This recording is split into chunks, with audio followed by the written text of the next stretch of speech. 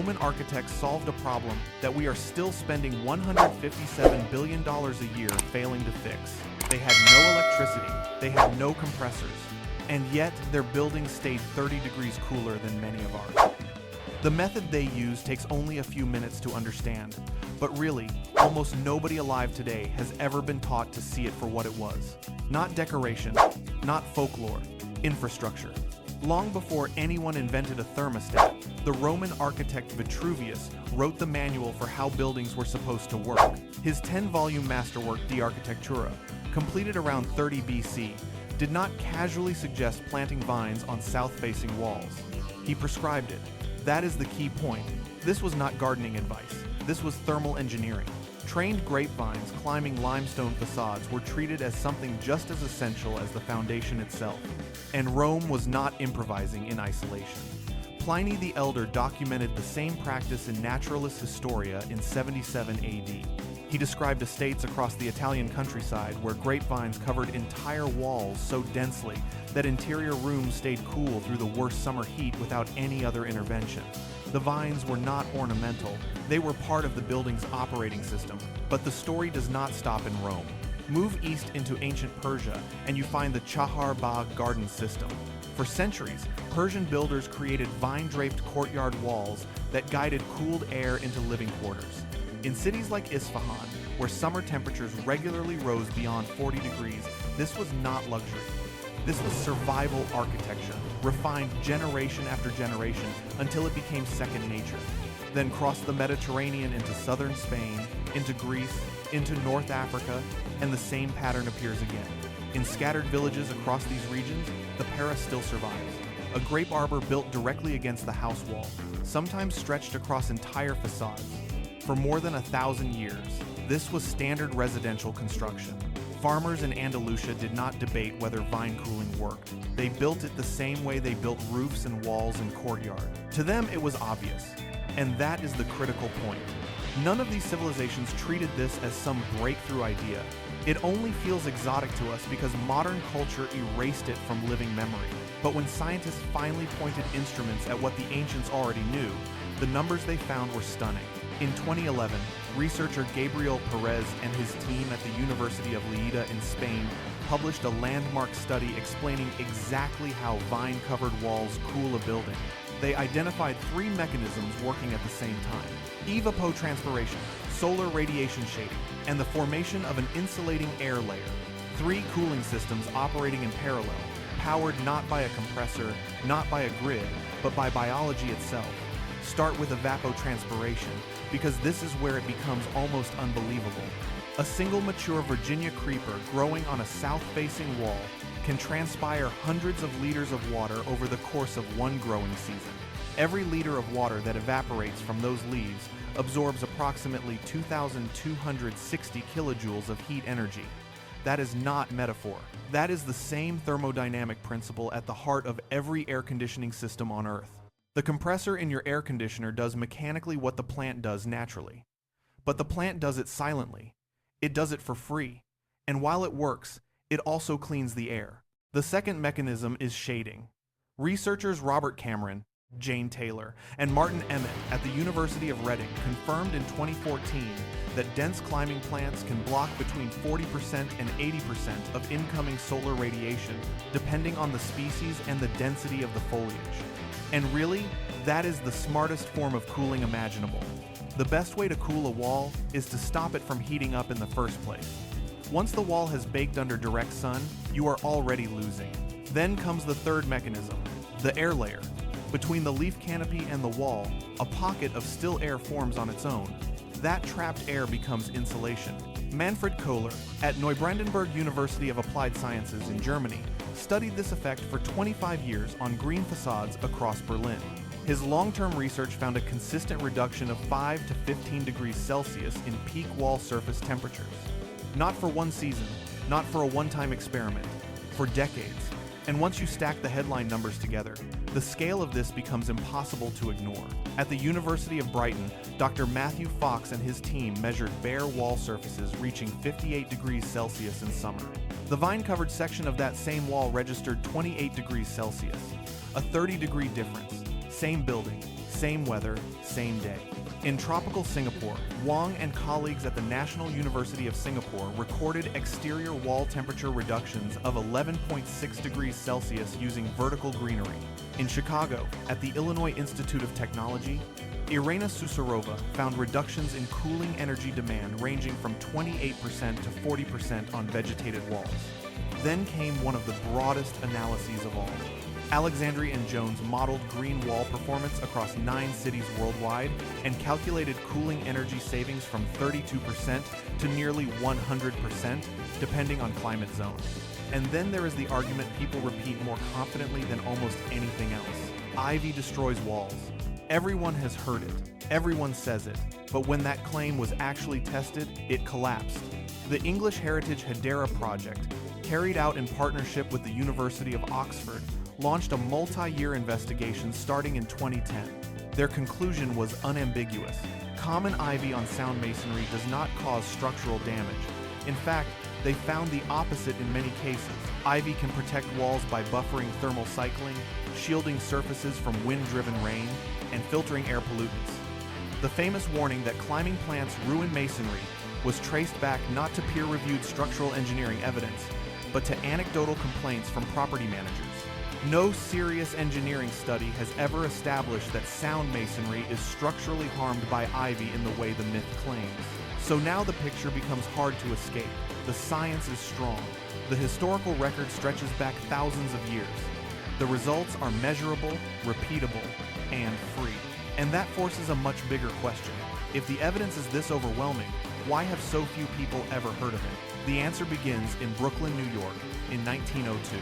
A printing company called Sackett and Wilhelms had a serious problem. Summer humidity was warping paper and smearing ink. A young engineer named Willis Carrier built a machine to remove moisture from the air. Cooling was only a side effect, but that side effect, and this is where everything changed, quickly became the real product. Within just a few decades, the machine that had been built to stabilize printing conditions was transformed into the foundation of an entire industry. By the 1950s, residential air conditioning was no longer being sold as a practical tool. It was being sold as a symbol, a badge of modern life. Gleaming suburban homes with window units humming in every room. Families gathering around cold air the way older generations gathered around a fireplace. Only now the fire had been reversed. What was once a technical solution became an aspiration, and because it became aspirational, it became wildly profitable. But machines alone did not seal the fate of passive cooling. Architecture did the rest. The international style, championed by Mies van der Rohe, glorified the sealed glass curtain wall. Towers of glass from the ground to the sky. Bold, minimal, impressive, and completely dependent on mechanical cooling just to remain habitable. These buildings did not merely use air conditioning. They required it in order to exist. That is a very different thing. Once architecture embraced forms that could not function without compressors, the market for passive cooling was not just weakened, it was structurally pushed aside. Then came a quieter shift, but one that may have done even more damage. By the 1970s, passive cooling strategies were being systematically dropped from mainstream architectural education across much of the Western world. Simon Guy and Graham Farmer documented this erasure in their 2001 review of architectural education. Vine facades, thermal mass, natural ventilation. The very strategies that had cooled buildings for thousands of years began disappearing from textbooks, studios, and professional training. The knowledge was not disproven. It was simply removed from the conversation. And that is when the myth became useful. Ivy damages buildings. Everyone knows it. Property managers repeat it. Real estate agents nod along. Owners hear it and accept it. But the Oxford study showed that claim was false on sound masonry. And yet the myth survives because really, it serves a purpose. Every vine stripped from a wall creates a new demand. A wall that now needs a compressor, a refrigerant refill, a maintenance contract, a monthly electricity bill. The moment you follow the money, the pattern becomes very hard to ignore. The global heating, ventilation, and air conditioning market was valued at $157 billion as of 2023. Air conditioning alone accounts for roughly 10% of all electricity consumed on Earth, according to the International Energy Agency. That is not a small side industry. That is a planetary business model. And an industry that profits from cooling your building has absolutely no financial reason to remind you that a plant can perform part of the same job for free. But the problem runs deeper than simple profit. Air conditioning does not just consume energy. It actively worsens the environment it claims to fix. Every outdoor condenser dumps waste heat into the surrounding air. In dense cities, thousands of units running at once push ambient temperatures upward, creating what scientists call urban heat islands. Then that hotter air drives even more demand for cooling. More cooling creates more waste heat. More waste heat raises temperatures again. It becomes a vicious cycle, self-feeding and self-justifying. Vines do the opposite. Through evapotranspiration, they cool the building and the surrounding air at the same time. Instead of intensifying the heat island effect, they break it. Instead of turning every home into a machine that throws heat back into the street, they pull heat out of the system quietly, continuously, and without adding to the electrical load. But really, that makes them dangerous to the dominant model, because the dominant model depends on dependence. For decades, the official narrative insisted that living wall systems were primitive, unreliable, even destructive.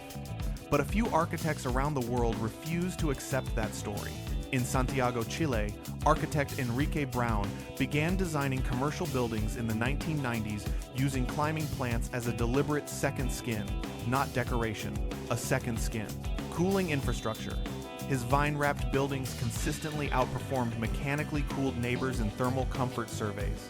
Then in Paris, in 2006, botanist Patrick Blanc installed an 800 square meter living wall on the Musée du Quai Branly. It was impossible to ignore. An entire vertical surface transformed into living climate control. And then Singapore proved the concept at true urban scale.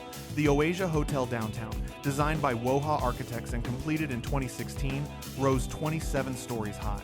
Its facade used a red aluminum mesh to support 21 species of climbing plants. In one of the hottest and most humid cities on Earth, the architects chose living vines over sealed glass as part of the cooling strategy. Mechanical cooling loads dropped measurably. The building breathes. That is the phrase that matters. It breathes. Milan pushed the idea even further. Stefano Boeri Architetti completed Bosco Verticale in 2014, 2 residential towers carrying 900 trees and 20,000 plants high above the city skyline. Researchers measured a 3 degrees Celsius reduction in the ambient temperature surrounding those towers. Residents reported significantly lower cooling costs. And once again, the comparison the industry does not want displayed side by side became impossible to avoid. A simple wire trellis with Virginia creeper or Boston ivy costs between $200 and $500 installed. It reaches full wall coverage in 3 to 5 growing seasons, with near zero operating cost and a payback period of roughly 3 to 8 years through energy savings. Now compare that to central air conditioning. Installation costs ranging from $3,000 to $10,000. Annual electricity costs of $500 to $2,000. Add refrigerant charges. Add maintenance contracts. Add full unit replacement every 15 years. Suddenly, the old solution no longer looks old. It looks economically threatening. And now cities are beginning to relearn what earlier civilizations never forgot. Vienna offers subsidies for green facades on residential and commercial buildings. Singapore mandates vegetated surfaces in new developments. Barcelona has integrated green building envelopes into its climate adaptation strategy. The knowledge is returning, but not because institutions suddenly became wise or generous. It is returning because climate change and rising energy costs have made the old, mechanical-only approach harder and harder to defend. In temperate climates, Boston ivy and Virginia creeper are strong choices because they self-cling, grow quickly, and being deciduous, they cool the wall in summer and then drop their leaves in winter to let sunlight warm it again. In subtropical climates, jasmine and passionflower thrive on trellises. In Mediterranean and arid climates, the old Roman and Andalusian solution still works beautifully. Plant a grapevine, one living organism that gives shade, cooling, and food at the same time. So the truth is no longer hidden by lack of evidence. The evidence is here. The history is here. The economics are here. What was buried was not the method.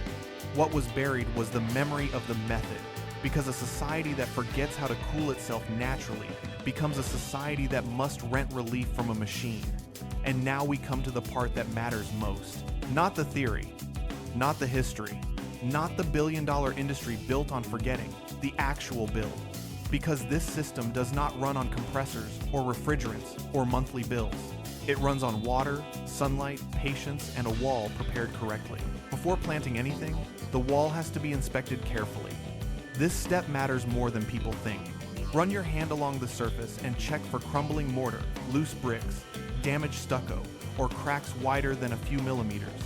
Climbing plants do not damage sound masonry. Oxford confirmed that. But really, if a wall is already deteriorating, vines can exploit the weakness by growing into existing gaps, so any necessary repairs must be completed first. That is not optional. Next comes orientation, because wall direction changes everything. South-facing and west-facing walls receive the most intense solar exposure and deliver the greatest cooling benefit. East-facing walls get morning light and can still provide moderate value. North-facing walls receive minimal direct sun and usually offer very little cooling advantage.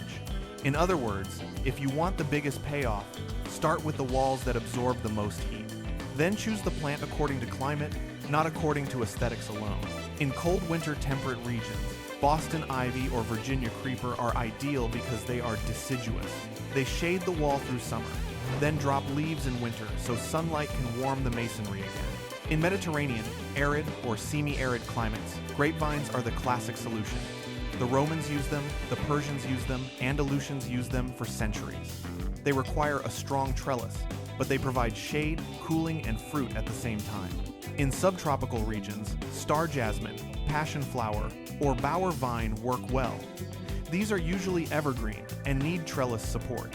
In tropical climates, plants that thrive in constant heat and moisture are better choices, such as Thunbergia, and local horticultural extension services can identify the best climbers for that exact region. Once the species is chosen, measure the wall section you want to cover. If you are installing a trellis, you need enough wire or mesh to span the full area, plus mounting hardware placed roughly every 30 to 50 centimeters in both directions. And this is where many people miss the most important technical detail. The trellis should sit 5 to 10 centimeters off the wall. That gap is not cosmetic. It creates the insulating dead air layer that research has repeatedly confirmed, and it also gives you access behind the foliage for inspection and maintenance. The best materials are simple and durable. Stainless steel or galvanized wire works best. You will need wall-mounted eye bolts with spacers, a drill with a masonry bit, wall plugs matched to the wall material, wire tensioners, and a tape measure. Mark the bolt locations so that horizontal wires are spaced 30 to 50 centimeters apart vertically, while vertical attachment points are set 50 to 100 centimeters apart along each horizontal run. The lowest wire should sit about 30 centimeters above ground level. And here, detail matters. Drilling should target brick or stone, not mortar joints. After inserting wall plugs, screw in the eye bolts or standoff brackets so each one holds the wire 5 to 10 centimeters away from the wall surface. That spacing allows moisture to evaporate, prevents the foliage from pressing flat against the wall, and creates the insulated air layer that helps drive the cooling effect. Then thread the wire through the eye bolts horizontally. Secure one end by looping and clamping it, and pull it tight with a tensioner at the opposite end. Repeat that process for each wire run until the framework is complete. At the base of the wall, create a planting strip at least 30 centimeters wide. Dig down about 40 centimeters and mix the soil with compost at roughly a 1-to-1 ratio. If the site has heavy clay soil, add coarse sand to improve drainage. Healthy container-grown plants from a reputable nursery matter here, because weak plants delay coverage and weaken the whole system. For Virginia creeper, Boston ivy, or grapevine, one plant every 1 to 2 meters along the wall base is usually enough to achieve full coverage over time. Each planting hole should be about twice as wide as the root ball, with the top of the roots level with the surrounding soil surface. Water deeply, immediately after planting. Then loosely tie the main stems to the lowest wires with soft ties. Self-clinging species only need to be leaned toward the wall, and they will attach within weeks. Twining species need their growing tips woven into the wire by hand. During the first 2 growing seasons, deep watering once or twice a week during dry periods is usually necessary. That is because the base of a wall creates a rain shadow, receiving less natural rainfall than open ground. But once established, most of these species become much more drought tolerant. Apply 5 to 10 centimeters of organic mulch around the base, keeping it away from the stem. This helps retain moisture, suppress weeds, and stabilize soil temperature. Top it up annually. As the vines begin to extend, redirect wandering shoots back toward the trellis. And this is important. Train them sideways along the wires, not only upward. Sideways growth creates denser wall coverage, and denser coverage means better shading and stronger cooling performance. During the establishment phase, pruning should stay light. Remove dead, damaged, or diseased growth as soon as it appears. Occasionally pinch back growing tips to encourage branching. Once the wall is covered, usually by the 3rd to 5th year, maintenance becomes minimal. One annual pruning session is generally enough. For deciduous vines, late winter during dormancy is best. For evergreen species, late spring works better. Anything creeping onto the roof, into gutters, over windows, or under eaves should be cut back. The target is simple, a dense canopy on the wall with clear space around architectural features. During that annual pruning, inspect the gap between the foliage and the wall. If the canopy is pressing too hard against the masonry, thin it back. Every few years, peel back a small section and examine the wall behind it. Make sure the surface remains clean and dry. If any issue appears, address it quickly. Remove dead plants. Refresh the soil with compost. Add replacements wherever the wall looks thin. Coverage can always be improved over time. But really, this system performs best when it is part of a larger passive strategy. Buildings with decent thermal mass benefit more. Natural ventilation through windows on opposite sides helps flush heat out. Windows not shaded by vines should also be shaded wherever possible. South-facing and west-facing windows should stay closed during peak afternoon heat, then opened after sunset to release accumulated warmth. If the building has a flat roof, extend the concept upward with a green roof or a rooftop pergola. A vine-covered pergola does not just shade the wall. It cools the ground in front of it as well. And if you want proof that the system is working, do not rely on guesswork. Use an infrared thermometer on a hot summer afternoon. Measure the surface temperature of the vine-covered wall and compare it to an uncovered section. Then track your electricity bills year over year once the plants mature. Let the numbers speak. For thousands of years, people cooled buildings with living plants. That practice did not fail. It did not become obsolete. But the truth is, it was replaced by something more profitable. Modern science has now confirmed what builders in Rome, Persia, and Andalusia already understood. Cooling does not always need a machine. Sometimes it needs a wall, a trellis, a vine, and the patience to let biology do what industry taught us to forget. If this made you look at buildings differently, leave a comment, hit like, and subscribe. There is a lot more buried knowledge like this, and we are just getting started.